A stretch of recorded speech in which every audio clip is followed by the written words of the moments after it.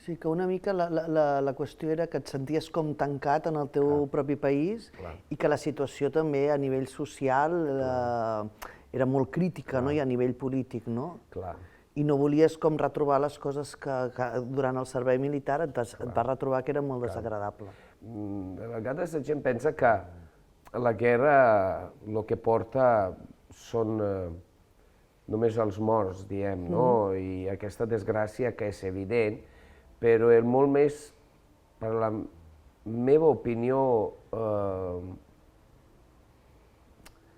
desgastat per l'ànima d'una persona, són de cop i volta els valors que es comencen a perdre. Tot el que t'han ensenyat a l'escola, a la família, de cop i volta en aquestes situacions no tenen cap valor.